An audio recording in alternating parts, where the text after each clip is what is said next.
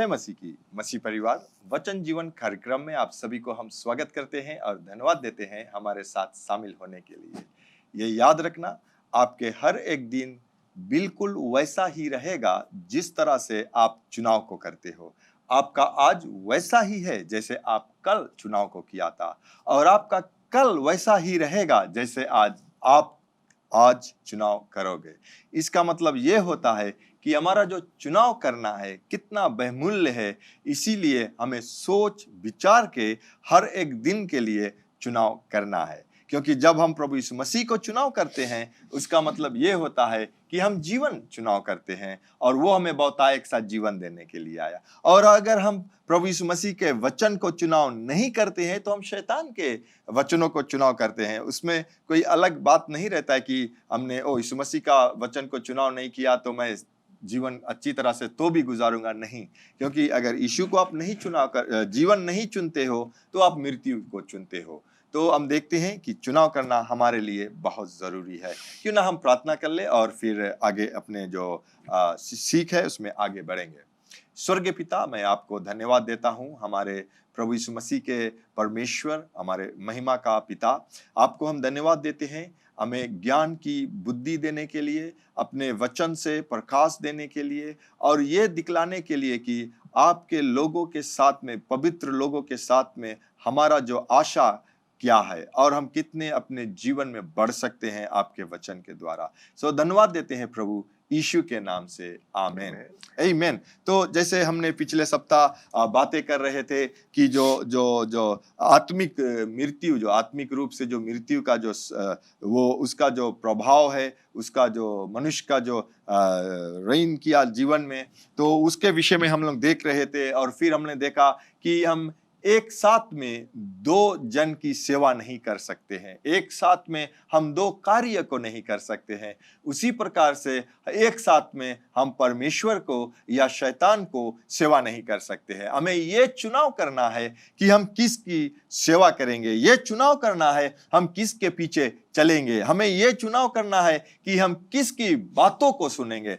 क्योंकि अगर हम देखते हैं जो आत्मिक रूप से मरे हुए लोग हैं, जो आत्मिक रूप से, शारीरिक रूप से नहीं, आत्मिक रूप से मरे हुए लोग, जो शैतान की बहकावे में आकर शैतान की बातों को सुनता है, वो हर एक जो उसका परिणाम रहेगा वो गलत ही परिणाम रहेगा। धर्मशास्त्र कहता है पाप की मजदूरी मौत है। अगर आप आत्मिक रूप से मरे हैं और शैतान की बातों को सुनता है, जो उसकी जो मजदूरी है, जो पाप की मजदूरी, वो मौत रहेगा। इस जीवन में भी मौत है क्योंकि आप आत्मिक रूप से मरा है, और फिर जब ये आत्मा शरीर से निकल कर जाएगा वो नरक की द्वार को जाएगा। लेकिन यहाँ पर हम देखते हैं कि ये बात भी कहता है कि अगर हम परमेश्वर के पीछे चलते हैं, यीशु मसीह की बातों को सुनते हैं, तो वो जरूर हमें पादरी जीवन देता है।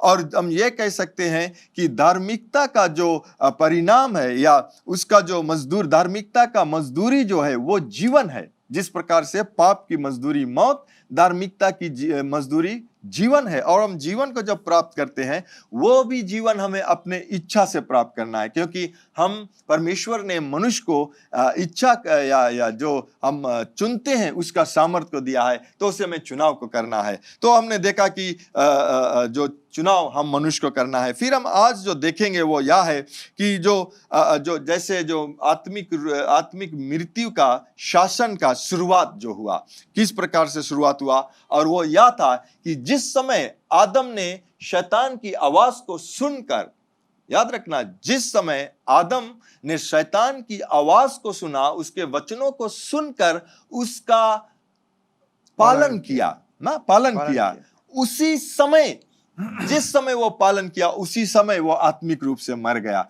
या हम ये कह सकते हैं कि शैतान ने अपना जो मृत्यु का जो सांस था वो मनुष्यता पर दे दिया। उस समय उस जगह पर अगर हम देखें तो मनुष्य के लिए या कितनी भयानक, जो हम कहते हैं, अगर अंग्रेजी में हम कहें तो वो बहुत ही हॉरिबल विषय था, हॉरिबल डेथ जिसको हम कहते हैं, मनुष्य में समा गया। क्योंकि शैतान के स्वभाव ने उसकी आत्मा में अपना फूंक रखा। जैसे शुरुआत में परमेश्वर ने जब मनुष्य को बनाया तो उसने मनुष्य को अपना जीवन का सांस दिया। उसी तरह से शैतान ने भी मनुष्य को अपने बहकावे में कर लिया। हम्म, और वहाँ से जब हम देखते हैं तो मनुष्य किस प्रकार शैतान के बहकावे में आकर फिसलता चला गया।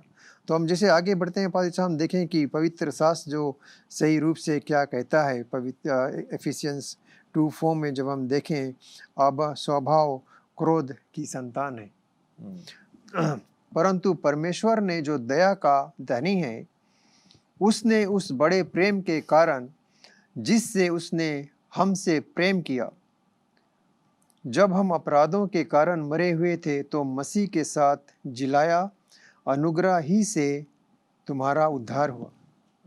पादरी आप फिर से पढ़ो ला। परंतु परमेश्वर ने जी, जो दया का धनी है।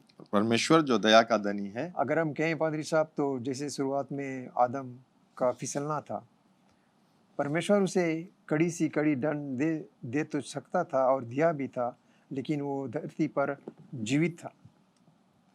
लेकिन परमेश्वर का दया इतना था कि आज भी उसका प्रेम हम सब पर है। और उसने अपने उस बड़े प्रेम के कारण जिससे उसने हमसे प्रेम किया, जब हम अपराधों के कारण मरे हुए थे तो हमें मसीह के साथ जिलाया, अनुग्रह ही से हमारा उद्धार हो। तो यहाँ पर हम देखते हैं कि जिलाने से पहले हम अपराधों के कारण मरे हुए थे। अपराध क्या था? जो शैतान के आवाज को सुना, मनुष्य ने शैतान के आवाज को सुनकर उसको पालन किया, वो अपराध था। और उसके कारण से हम ये कह सकते हैं कि मनुष्य का जो जीवन था, मनुष्य का जो स्वभाव उस समय, उसके बाद में वो क्रोध की संतान बन गया था, यानी कि परमेश्वर की क्रोध की संतान बन गया था। हम देखते हैं कि परमेश्वर की दया है, लेकिन क्रोध की मतलब ये होता है कि परमेश्वर ने शुरुआत में ही कह दिया था कि जिस दिन तू इस फल को खाओगे उस दिन तू मर जाओगे, यानी कि उस दिन तू मेरे दुश्मन बन जाओगे, क्योंकि शैतान परमेश्वर का दुश्मन था। और उस दिन से लोग जो थे वो शैतान के भी संतान कहलाने लगे थे, शैतान का संतान। तो अगर हम अगर एक एग्जाम्पल के लिए दे देना, मेरा कोई दुश्मन नहीं है या आपका भी कोई दुश्मन नहीं है, लेकिन अगर आपका, समझ लो मैं आपका दुश्मन हूं, सिर्फ नमूने के तौर पर मैं आपका दुश्मन हूं, तो क्या मेरा जो औलाद रहेगा वो आपका दोस्त रहेगा या दुश्मन रहेगा? चुनाव किसका है? नहीं, अगर नमूने के तौर पर देखे, दुश्मन का बेटा दुश्मन ही रहेगा। तो उसी प्रकार से हम देखते हैं कि परमेश्वर जो वचन, जब मृत्यु का जो शुरुआत हुआ, आत्मिक मृत्यु का शुरुआत हुआ, मनुष्य जो था वो परमेश्वर का दुश्मन बन गया था, क्योंकि वो शैतान के आवाज को। तो क्या होता है कि उस समय क्या हुआ कि मनुष्य जो था वो क्रोध की संतान बन गया। ठीक, यानी कि फिर हम लोग देखते हैं कि जब अब आप पढ़ेंगे जेनेसिस के किताब में 3:8 से लेकर 13 तक पढ़ेंगे, यहाँ पर क्या होता है कि वो मनुष्य किसी प्रकार से अब जो परमेश्वर का जो बुलावट था, उस बुलावट को वो कर ही नहीं रहे थे। जो आवाज जो परमेश्वर का था उसका उत्तर आदम नहीं दे सकता। उनका मिलन वहां से टूट गया। वे अलग हो गए। मनुष्य अपने नए स्वामी, जो मनुष्य जिस पर विश्वास करने लगा, अपने दुश्मन पर उसका प्रभुत्व करने लगा। तो जैसे हम आगे बढ़ते हैं और पढ़ते हैं पादरी साहब, जैसे पवित्र शास्त्र कहता है, तब यहोवा परमेश्वर जो दिन के ठंडे समय वाटिका में फिरता था का शब्द उनको सुनाई दिया। तब आदम और उसकी पत्नी वाटिका के वृक्षों के बीच यहोवा परमेश्वर से छिप गए। तब यहोवा परमेश्वर ने पुकार कर आदम से पूछा, तू कहाँ है? उसने कहा, मैं तेरा शब्द बारी में सुनकर डर गया, क्योंकि मैं नंगा था इसलिए छिप गया। उसने कहा, किसने तुझे बताया कि तू नंगा है? जिस वृक्ष का फल खाने को मैंने तुझे मना किया था, क्या तूने उसका फल खाया? आदम ने कहा, जिस स्त्री को तूने मेरे संग रहने को दिया है, उसी ने उस वृक्ष का फल मुझे दिया और मैंने खाया। तब यहोवा परमेश्वर ने स्त्री से कहा, तूने यह क्या किया? स्त्री ने कहा, सांप ने मुझे बहका दिया, तब मैंने खाया। यहाँ पर परमेश्वर सवाल किया कि जो वाटिका के वृक्ष के जो फल को मैंने कहा था कि मत खाना, क्या तुमने उसे खाया? तो स्त्री का जवाब बहुत ही सरल उसने दिया कि सांप ने उसे कहा। मगर स्त्री उससे पहले जानती थी कि परमेश्वर का वचन या उसका आज्ञा क्या है। तो यहाँ हम देखिए उस जगह पर स्त्री भी चाहती तो नहीं खा सकती, नहीं खाती है। लेकिन उसने भी जो सांप था उसकी आवाज़ सुनी। तो जब परमेश्वर ने उनसे पूछा कि तूने यह क्या किया, मैंने तुम लोगों को इस वृक्ष का फल खाने से मना किया था कि जिस दिन तुम खाओगे उस दिन से अवश्य अवश्य मर जाओगे। क्योंकि यहाँ क्या होता है कि अब मनुष्य ने एक नया परमेश्वर को चुन लिया जो उसके ऊपर प्रभुता रख सके, क्योंकि उसका जो परमेश्वर था वो खुद परमेश्वर था, पर यहोवा परमेश्वर था जो उस पर प्रभुता रखते थे। लेकिन जब शैतान का आवाज सुनकर ये पति और पत्नी बहकावे में आया तो क्या होता है कि उस समय उसने अपने जीवन के लिए एक नया प्रभु या नया प्रभु हम कह सकते हैं उसे चुन लिया, ताकि हम उसके बात सुनकर उसे उन लोगों को जीवन बताना है। तो ये क्या होता है कि ये उसका जो मनुष्य का जो रहने का जो स्थान था वो बदल गया, उस समय बदल गया। फिर हम देखते हैं कि बदलने का मतलब क्या है कि जहां पर सब चीज से भरपूरी था वहां से भी निकाला गया। अगर आप जेनेसिस 22 से लेकर 24 अगर आप पढ़े, 3:22 से 24, हम क्यों ना पादरी साहब 14 से पढ़े ताकि हम समझ सके। ठीक है, आप पढ़िए। तब यहोवा परमेश्वर ने सांप से कहा, तूने जो यह किया है इसलिए तू सब घरेलू पशुओं और सब बनैले पशुओं से अधिक शापित है। तू पेट के बल चला करेगा और जीवन भर मिट्टी चाटता रहेगा, और मैं तेरे और इस स्त्री के बीच में और तेरे वंश और इस स्त्री के वंश के बीच बैर उत्पन्न करूंगा। वह तेरे सिर को कुचल डालेगा और तू उसकी एड़ी को डसेगा। फिर स्त्री ने उनसे कहा, मैं तेरी पीड़ा और तेरे गर्भवती होने के दुख को बहुत बढ़ाऊंगा। तू पीड़ित होकर बालक उत्पन्न करेगी और तेरी लालसा तेरे पति की ओर होगी और वह तुझ पर प्रभुता करेगा। और आदम ने उससे कहा, तूने जो अपनी पत्नी की बात सुनी और जिस वृक्ष के फल के विषय में मैंने तुझे आज्ञा दी थी कि तू उसे ना खाना, उसको तूने खाया है, इसलिए भूमि तेरे कारण शापित है। तू उसकी उपज जीवन भर दुख के साथ खाया करेगा और वह तेरे लिए कांटे उगाएगी और तू खेत की उपज खाएगा और अपने माथे के पसीने की रोटी खाया करेगा और अंत में मिट्टी में मिल जाएगा, क्योंकि उसी में से तू निकाला गया है। तू मिट्टी तो है और मिट्टी ही में मिल जाएगा। आदम ने अपनी पत्नी का नाम हव्वा रखा, क्योंकि जितने मनुष्य जीवित हैं उन सब की आत्मिक आदि माता वही है। और यहोवा परमेश्वर ने आदम और उसकी पत्नी के लिए चमड़े के अंग रखे बनाकर उनको पहना दिए।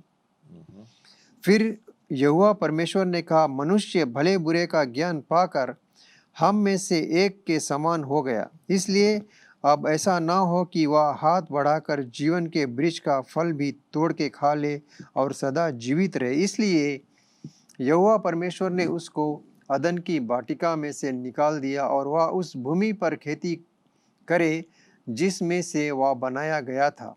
इसलिए आदम को उसने निकाल दिया और जीवन के वृक्ष के मार्ग का पहरा देने के लिए अदन की वाटिका के पूर्व की ओर करूबों को और चारों ओर घूमने वाली ज्वालामय तलवार को भी नियुक्त कर दिया। आमीन। यहाँ पर हम देख सकते हैं पादरी, आपने जो पढ़ा है पूरा, ये दिखलाता है कि जब आत्मिक रूप से मरे हुए लोग जो शैतान के बहकावे में आने के बाद में जब आत्मिक रूप से मर गए थे, तो आत्मिक रूप से मरने का जो शुरुआत हुआ, जो जीवन शुरुआत हुआ, वो किसी तरह का अच्छा जीवन नहीं था। शैतान जो सांप था उसका शराप आया, जो स्त्री था, पानी उसी हम देखते हैं यहाँ पर जब स्त्री के विषय में कहता है पादरी साहब की, परमेश्वर कहता है कि तू अब बच्चा जनेगी लेकिन पीड़ा में पीड़ा जने। में जनेगी। यानी कि वो ये नहीं कहता था कि स्त्री को बच्चा नहीं जनना है, स्त्री को बनाया गया था ताकि वो बच्चे को जन्मे या मनुष्य का जो पीढ़ी है उसे बढ़ा सके। तो यहाँ पर हम देखते हैं कि पाप से पहले उसे महसूस ही नहीं होता कि वो बच्चा को जन्मे या पीड़ा में जन्मा, लेकिन जब पाप के कारण से पीड़ा आ गया तो आज हम देखते हैं कि सिर्फ स्त्रियों का जो बच्चे का जन्म देने का पीड़ा के विषय में अगर हम नहीं उसे भी देखते हैं, लेकिन मनुष्य का शरीर में जो पीड़ा आता है या किसी प्रकार का बीमारी आता है जो दर्द दिलाता है, वो सब पाप का जो जो जो कारण है उस कारण से होता है। फिर हम देखते हैं कि मनुष्य का जो आदम को बतलाया गया कि उसका जो कार्य था कि जाकर बीज बोए, बिकॉज पाप से पहले परमेश्वर ने बताया था कि ये वाटिका है, इसको तू देखभाल कर और तू इसके बढ़ंती को कर, लेकिन वो बढ़ंती सरल से होना चाहिए था। लेकिन हम देखते हैं कि पाप के बाद में धर्मशास्त्र कहता है कि वो माते की पसीना, यानी कि अब पसीना आएगा, तुम्हें मेहनत करना पड़ेगा। और क्यों मेहनत करना पड़ेगा? क्योंकि अभी तक भूमि में सिर्फ अच्छे फल या अच्छे जो पेड़ थे वो उगते थे, अब उसके साथ में कांटे उगने लगेंगे। तुम्हें अगर चलना है तो कांटे लगेंगे, तो कांटे रहेंगे। उसका जो परिणाम था, पाप का परिणाम मेहनत हो गया। फिर हम देखते हैं कि जिस स्थान पर वो रहते थे उस स्थान से उसे निकाला गया। क्यों निकाला गया? क्योंकि परमेश्वर जानता था कि ये वाटिका में रहेगा, ये उसका जो एक्चुअली अगर हम देखते हैं पादरी साहब, अगर उसे स्टडी करते हैं, जो वाटिका है, जो आदन का वाटिका का जो मतलब यह है परमेश्वर का उपस्थिति ना, तो गार्डन ऑफ ईडन, वो परमेश्वर का उपस्थिति, वहां पर परमेश्वर का उपस्थिति था। क्या हुआ कि उसे परमेश्वर के उपस्थिति से बाहर निकाला गया, लेकिन दिया गया कि ताकि वो अपने बीज को बो सके, वो मैंने सके, वो दर्द और जगह पर वो रह सकता था। लेकिन क्या था, शुरुआत में जो परमेश्वर का उपस्थिति एक स्थान पे था, आदम को सभी स्थान पर परमेश्वर का उपस्थिति लेकर चलना पड़ता। लेकिन हम धन्यवाद देते हैं अगर यहाँ पर कहे परमेश्वर के प्रेम या दया के लिए कि आज जो यीशु मसीह को अपनाते उसका उपस्थिति लौट कर आया। हम ये कह सकते हैं कि जहां पर हम है वो आदन का वाटिका ही है, इसका उपस्थिति है। तो हम देखते हैं पादरी साहब कि यहाँ पर क्या हुआ, जो आपने पढ़ा, जो 14 से लेकर 24 ले आपने पढ़ा, यहाँ पर मनुष्य को उस स्थान से निकाला गया ना। अगर हम देखते हैं तो वो मनुष्य क्यों निकाला गया? क्योंकि वो आज्ञा का पालन नहीं किया, वो आज्ञा का विरोध में गया, जो परमेश्वर का वचन था उसके विरोध में गया, इसीलिए वो उस स्थान पर रहने के अधिकार पर नहीं थे।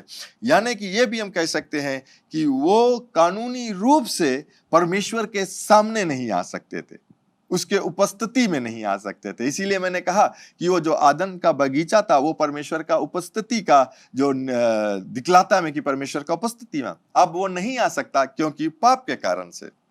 सही है पादरी, जैसे आदम को निकाला गया था और जीवन के वृक्ष के मार्ग की रखवाली करने के लिए आदन की वाटिका के पूर्व में रखा गया था, क्योंकि वो नहीं अंदर जा सकता था, जो जहाँ उसके लिए जीवन के सब चीज़ थे, जिसमें उसे कुछ नहीं करना चाहिए था। वो एक परमेश्वर ही की तरह उसका जीवन था, वो उसको दिया गया था अगर हम कहें तो जी। लेकिन उसको उस वाटिका की जो आज्ञा थी ना मानने के कारण और शैतान की बातें सुनने के कारण परमेश्वर ने उसे आदन की वाटिका में से निकाल दिया।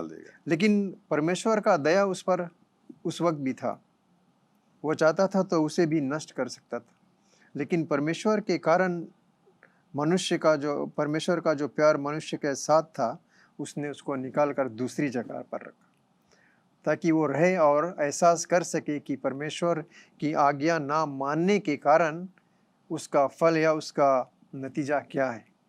पादरी साहब, अगर हम इसकी तुलना करें तो आज हर एक विश्वासी, हर एक इंसान को भी ये जानना चाहिए कि अगर हम परमेश्वर का जो आज्ञा है, अगर उसका पालन ना करें और उसके बनाए हुए रास्ते पर ना चलें, तो उसके साथ हमारा क्या होगा?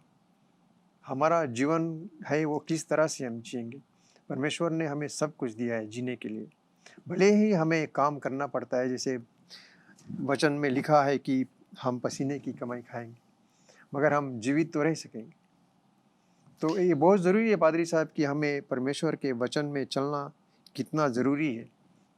यहाँ पर हम एक बात को आपने कहा कि परमेश्वर के प्रेम ही के द्वारा वो आदम को नष्ट नहीं किया, जीवित रखा। हम ये भी देख सकते हैं कि पादरी साहब, परमेश्वर का प्रेम, परमेश्वर का दया और परमेश्वर का अनुग्रह उस समय पर आदम के ऊपर था, आदम और हव्वा दोनों के ऊपर था। क्यों?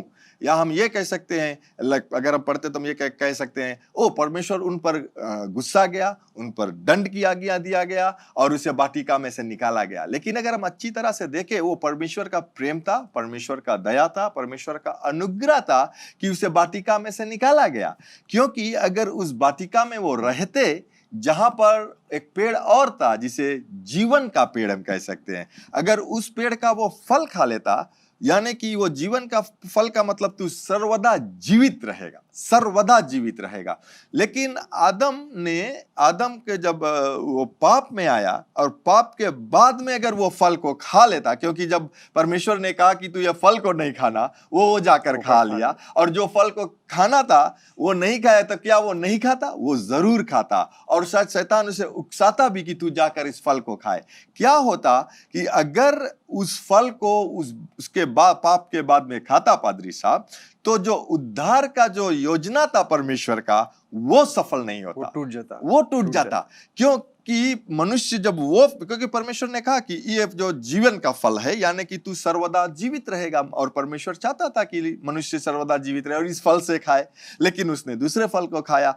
इसीलिए मैं ये कह सकता हूं कि पादरी साहब, उस समय भी परमेश्वर का जो प्रेम, अनुग्रह, दया मनुष्य पर था, इसीलिए उसे आदम के बागीचा में से बाहर कर दिया और वहां पर चारों ओर जो वो तलवार जो था, आग का गोला का जो तलवार था, वो लगा दिया कि ताकि मनुष्य उसे क्रॉस कर जाकर वो फल को ना खा सके। ये प्रेम है परमेश्वर का। बहुत समय हम लोग कह सकते हैं कि नहीं, ये तो परमेश्वर का क्रोध था, परमेश्वर का दंड था। नहीं, परमेश्वर ये जानता था कि मनुष्य अब आत्मिक रूप से मर गया, वो कानूनी रूप से मुझसे वार्तालाप नहीं कर सकता है, तो वो योजना को उसी समय बना दिया। उसने योजना को बना दिया, आपने पढ़ा है उसे, योजना को उसने उसी समय बना दिया। लेकिन उस योजना को करने के लिए उसे उस स्थान से निकाला गया, ताकि ये मनुष्य जो है वो फिर से ना खाए, और जो उसका उद्धार का जो योजना वो नामुमकिन ना हुआ। इसीलिए जब वो बाहर निकाला गया, आज हम परमेश्वर का जो उद्धार का जो कार्य है, उसे हम सफलता को पाते हैं।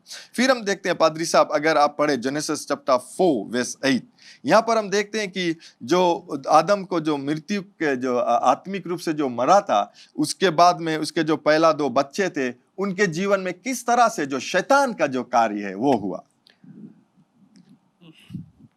सही है पादरी साहब। जब हम देखें कि आत्मिक मृत्यु जब आदम के लिए एक भयानक भविष्यता बन गई, उसका पहला बेटा अपने दूसरे की हत्या कर देता है। इसके बारे में बाद में झूठ बोलता है। शैतान की 2 विशेषताएं मनुष्य के जीवन में प्रकट होती हैं, क्योंकि वह हत्यारा है और वह झूठा है। तो जैसे पवित्र शास्त्र कहता है, तब कैन ने अपने भाई हाबिल से कुछ कहा, और जब वे मैदान में थे तब कैन ने अपने भाई हाबिल पर चढ़कर उसे घात किया। तब यहोवा ने कैन से पूछा, तेरा भाई हाबिल कहाँ है? उसने कहा, मालूम नहीं, क्या मैं अपने भाई का रखवाला हूँ?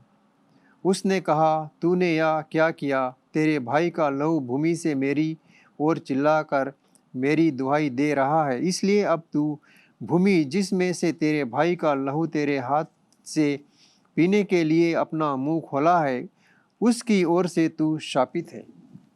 यहाँ पर हम देखते हैं कि जो पहला बेटा था आदम का, वो शैतान का जो पूरा जो तरह का जो क्या कहते हैं उसे, जो नेचा था शैतान का, वो उस पर आ गया था ना। क्योंकि वो पहला तो जब देखा जो एबल था, उसका जो परमेश्वर ने उसका जो भेंट था उसे स्वीकार कर लिया, और कैन का जो भेंट था वो परमेश्वर ने नहीं स्वीकार किया। जलन आ गया, और जलन जो कहता है, जलन या मैं आपको जलन करता हूं या मैं आपको हत्या करता हूं, वो एक सा है। धर्मशास्त्र कहता कि अगर हम किसी को जलन करते हैं, उसका मतलब मैंने उसके आत्मिक रूप से हत्या को कर दिया। तो यहाँ उसने जलन को किया और शारीरिक रूप से उसने उसका मृत्यु भी कर डाला, यानी कि उसके घात कर दिया। और जब परमेश्वर ने पूछा कि तेरा भाई कहाँ है, यहाँ पर हम देखते हैं कि परमेश्वर आकर कैन से कहता है, और कैन वहां पर भी बड़ा स्मार्ट बन गया और कहता है कि मुझे क्या पता, मैं क्या अपना भाई का रखवाला हूं। लेकिन ये नहीं जानता है कि परमेश्वर सब बातों को जानता है। और वहां पर वो एक हत्या किया और झूठ बोला जो बिल्कुल शैतान के रूपी थे। तो हम पादरी यहीं पर समाप्त करते हैं और फिर हम अगले सप्ताह यहीं से फिर हम शुरुआत को करेंगे। और जरूर हम ये देखे हैं कि किस तरह से जब हम शैतान के बहकावे में आते हैं उसके हम रूप ले लेते हैं, शैतान का रूप ले लेते हैं। जब हम झूठ बोलते हैं, जब हम किसी को जलन करते हैं, किसी को हम डिसीव करते हैं, धोखा देते हैं, वो सब शैतान का जो कार्य है मनुष्यता पर आता है। और ये हम कह सकते हैं कि जब हम मसीह को अपनाते हैं, हमें उसे जरूर उन सब चीज को नया करना है। लेकिन जब तक हम मसीह को नहीं अपनाते हैं, मनुष्य उसी ही रूप से जीवित रहता है, क्योंकि लोग आत्मिक रूप से मरा है और शैतान के बहकावे में या शैतान के जो राज्य है उसमें अपने जीवन को व्यतीत करता है। तो पादरी आप क्यों ना प्रार्थना करें और हम समाप्त सही है करें। पादरी साहब, धन्यवाद पिता परमेश्वर जो आपने हमें ये सही समय दिया कि हम आपके वचनों के द्वारा अपने भाई बहनों को आपका जो वचन है उसे सही तौर से पहुंचा सके। और हमें विश्वास है कि जितने भी शब्द हमने कहे या वचन कहे, हर एक सुनने वालों भाई बहन के अंदर वो एक जगह बनेगा। और हमें विश्वास है कि हर एक वचन हर एक के हृदय में पहुंचेगा और सही रूप से वे परमेश्वर की राह पर चलेंगे और जानेंगे कि परमेश्वर ने उनको एक चुनाव दिया है। वो चुनाव है उनका जीवन बहुतायत से वे जी सके यीशु के नाम से। आमीन। आपने प्रभु यीशु मसीह का वचन सुना है और प्रभु यीशु मसीह ये भी कहता है कि मार्ग सत्य जीवन मैं हूं, बिना मेरे द्वारा आप पिता के पास नहीं जा सकते हो या पिता से मिल नहीं सकते हो। तो प्रभु यीशु मसीह को अपने जीवन में आप ग्रहण करना चाहते हो, उसको अपने जीवन में लेना चाहते हो ताकि आप उद्धार पा सकते हो। क्योंकि ये भी कहता है वचन कि जब आप अपने मुख से कहते हो कि प्रभु यीशु मसीह, परमेश्वर ने प्रभु यीशु मसीह को जिलाया है और अपने हृदय में इन बातों को विश्वास करते हो तो आप उद्धार को पाते हो। तो अगर आप अपने जीवन को प्रभु यीशु मसीह के देना चाहते हो और पवित्र आत्मा को अपने जीवन में लेना चाहते हो तो मेरे बाद में इस प्रार्थना को आप कीजिए। कहिए, स्वर्ग पिता, मैं विश्वास करता हूं यीशु मसीह प्रभु है जो क्रूस पर अपना प्राण दे दिया और पिता आपने तीसरे दिन बाद उसे फिर से जिलाया है मुझे पाप से क्षमा करने के लिए। प्रभु यीशु मसीह, मैं आपको अपना जीवन का प्रभु बनाता हूं।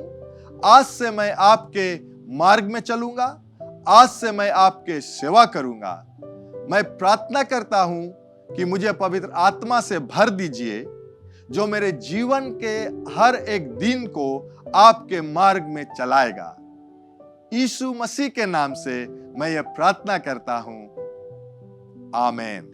अगर आपने इस प्रार्थना को किया है पहली बार तो जरूर आप हमें संपर्क कीजिए ताकि हम आपको वचन जीवन में आगे बढ़ने के लिए सिखला सके। और आपको हम धन्यवाद देना चाहते हैं हमारे साथ में शामिल होने के लिए आज। और अगले मिलने तक ये याद रखना कि स्वर्ग पिता जो विश्वास योग्य है वो आपसे प्रेम रखता है। प्रभु यीशु मसीह भी जो विश्वास योग्य है वो आपसे प्रेम रखता है। यहाँ JCLM में हम लोग आपसे प्रेम रखते हैं, आपके लिए प्रार्थना करते हैं और यीशु मसीह ही प्रभु है। Bye bye. Learn more from God's Word and send us your prayer request by visiting our website www.jclm.org, or you can like our Facebook page, Jesus Christ is Lord Ministries, to keep up with the Now Word of the Lord for the season. Follow us on Instagram, JCLMPG. Better still, subscribe to our YouTube channel, JCLMPG, to receive the latest teaching of God from the ministry.